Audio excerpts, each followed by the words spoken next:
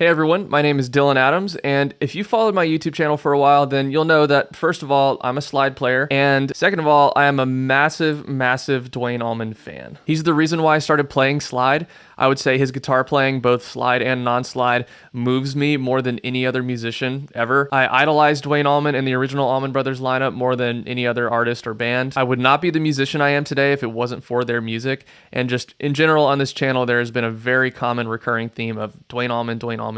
That being said, there's something that I have not properly acknowledged on this channel, which is, if I'm being 100% honest with myself, there is one single musician who has influenced me more deeply and in more ways than any other, including Duane Allman. And that musician is fellow Jacksonville, Florida native Derek Trucks. Any of you guys who are watching this who have heard me play for more than 3 seconds are probably saying, duh, of course Derek Trucks is one of your influences. But still, I just want to take the time today to fully acknowledge how important Derek Trucks and his playing have been in my development as a musician, and just how important of a role model he is in the music community today.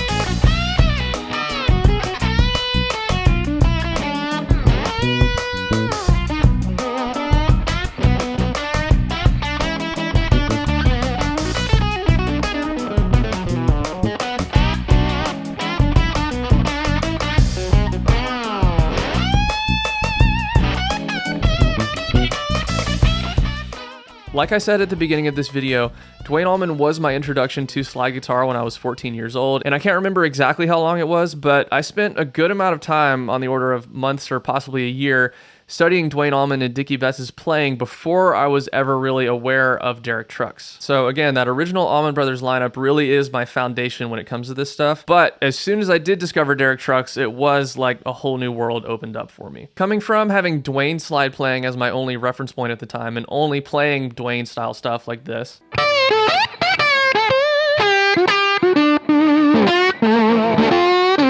which I was playing in open E for slide back then. I'm pretty much only playing standard now, but we'll get to that in a little bit. Actually, while we're on the subject, real quick, I just wanted to announce that my standard tuning slide course is currently having a holiday sale for 35% off. It's a 6-hour-long course that teaches you everything you need to know to be a versatile, well-rounded slide player in standard tuning specifically. If you want to learn more about it, then you can go check it out at the link in the description of this video down below. The sale ends December 31st, 2024, so be sure to jump on it. All right, let's get back to the video. I believe I was talking about being a teenager and only having Duane Allman's slide playing as a reference point at the time. But anyway, with that kind of stuff being my reference point, when I first heard Derek's playing, it was absolutely mind-blowing to me how fast and precise yet soulful his slide playing was, or is. The first thing that caught my ear was actually those lightning fast box position blues licks that he plays like this. When I first heard him do that kind of stuff, I was like, how is that possible with a slide? And then, of course, the more I listened to him and watched him play, I realized how much of those kind of single string melodic lines he was doing, like this kind of stuff.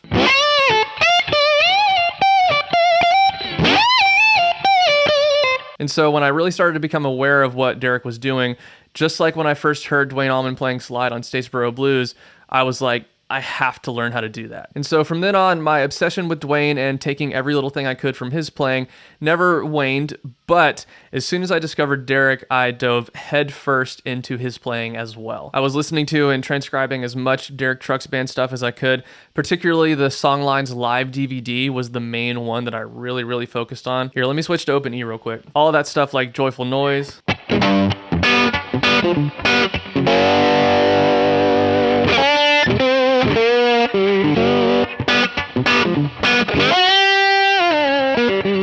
Sahib Terry Bandi.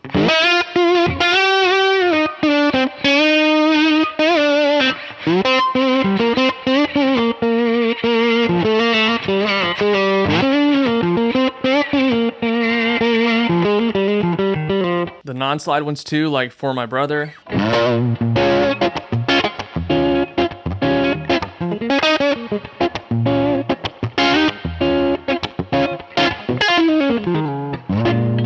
All of that stuff, and the Road Songs record, and Already Free, and All the Derek Trucks Band stuff, I spent countless hours playing along with, transcribing, learning those records. I got into Derek Trucks' playing right around the time they formed Tedeschi Trucks Band, so unfortunately I never got to see the Derek Trucks Band live, but of course as soon as the Tedeschi Trucks record started coming out, I was digging deep into that stuff as well, especially Made Up Mind. That's still my favorite album of theirs. I've seen them live at least a dozen times, and I genuinely believe they're the best touring band right now. But anyway, all of that to say, I've been a huge fan of his playing for a long time, and basically I spent just as much time studying and trying to emulate Derek Trucks' playing as I did Duane Allman's playing in my teenage years. And if you listen to any recordings of me playing back then, which I'll put on one now,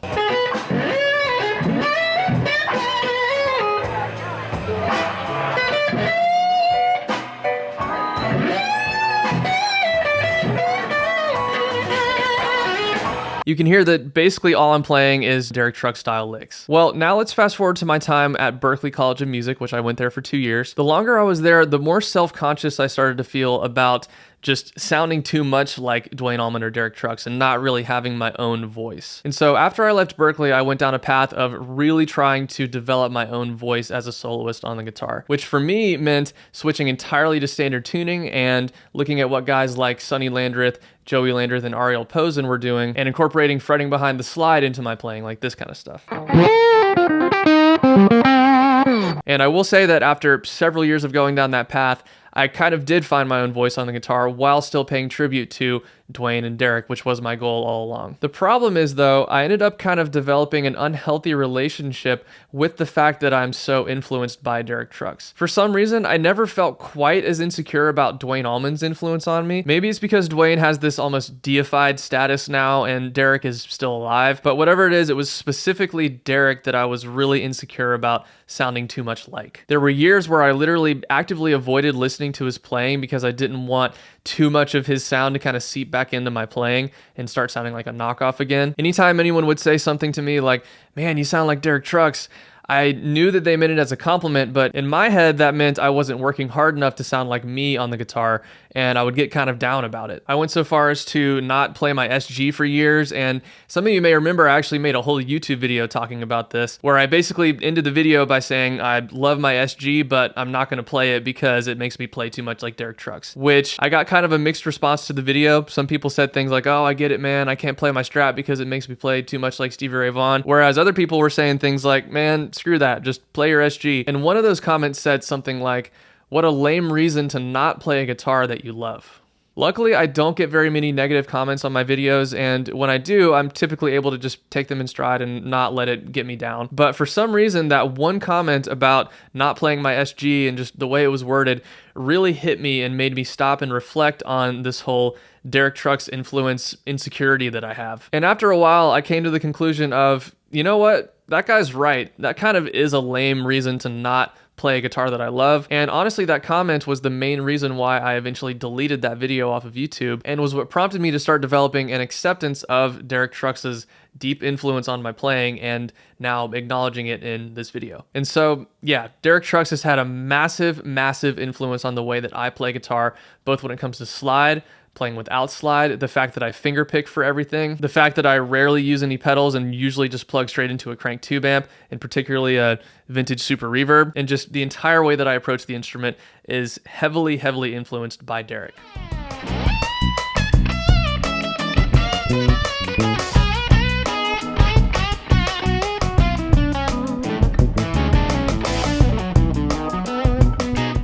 But here's the thing, it's not just about playing and technique and sound and gear and all of that kind of stuff. Not only is Derek Trucks one of the greatest guitarists of all time, he is also on many levels one of the absolute best role models for young musicians that there has ever been. I don't know Derek personally, but from all of the interviews I've watched, all of the articles I've read, all of the accounts I've heard from people who do know him personally, and just everything I've gathered about the guy, he seems like just such a nice, genuine, down-to-earth, level-headed dude. From what I can tell, he's super humble and has a ton of humility and never comes across as arrogant or pretentious, which you cannot say about a lot of famous guitarists. He's clearly proof that you can be a lifelong touring musician while still living a relatively healthy lifestyle and not succumbing to the rock star lifestyle, which I think, again, is extremely important for young musicians to see. He and Susan, who I actually have gotten to hang out with once, and she is just so cool, so sweet, so nice. They both seem to take care of their bandmates super well, and just they seem super real and soulful and down to earth, and just by all accounts are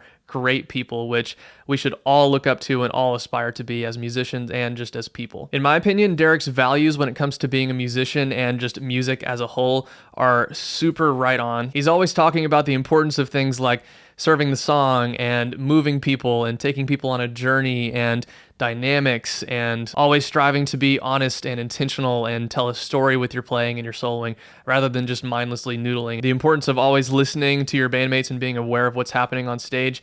And when you're off stage, listening to music that is real and honest, being open-minded, but not listening to too much lightweight, fluff, frivolous music, because that stuff will make its way into your playing. Making sure you're listening to and appreciating and taking influence from all kinds of different instruments, not just focusing on your own, or in our case specifically the guitar. All of these things are so important for all musicians to be aware of and to aspire to and to enact into their own playing and the way they approach music. And listening to Derek talk about these things since I was 15 years old has completely and utterly shaped the way that I approach listening to music, learning music, playing the guitar, just being a musician in general.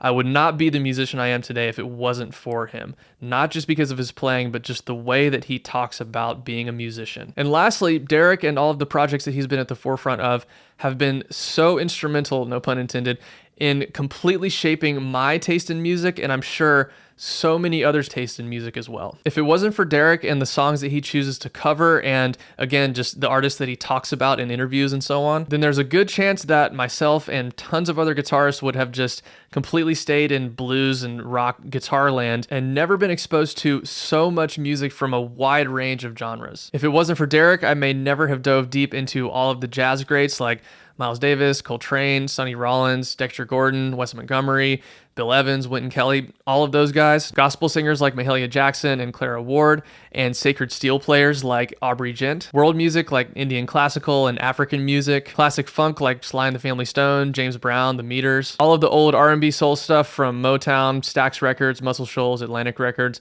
All of that stuff, and specifically guys like Donny Hathaway, Stevie Wonder. So much music that I may never have been exposed to if it wasn't for Derek Trucks covering it and talking about it. And you know, it's not like a lot of this music is super obscure or something that I would have never ever heard of or anything if it wasn't for him. It's just that coming from a more guitar-focused rock and blues background like I did and so many other guitarists have, it's a lot less likely that I would have given that stuff a chance, like especially the jazz and the R&B soul and stuff, or especially Indian classical music. I may never have given that kind of stuff a chance if it wasn't for someone like Derek Trucks basically saying, it's okay to like this stuff too. Like, you can be a blues rock guitarist and think this stuff over here is cool and listen to it and appreciate it and be influenced by it. And digging into all of those artists and genres of music that I just mentioned has subsequently had a massive influence on my guitar playing and just musicianship as a whole. So again, it's not just about SGs and super reverbs and single string slide lines and finger picking and all of that kind of stuff. Derek Trucks has at least partially influenced who I am as a person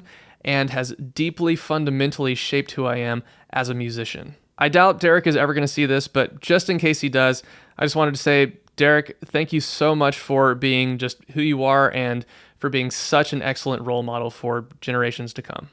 So that does it for today's video. Thank you guys so much for watching. Don't forget that my standard tuning slide course is currently having a holiday sale for 35% off. Link is in the description down below.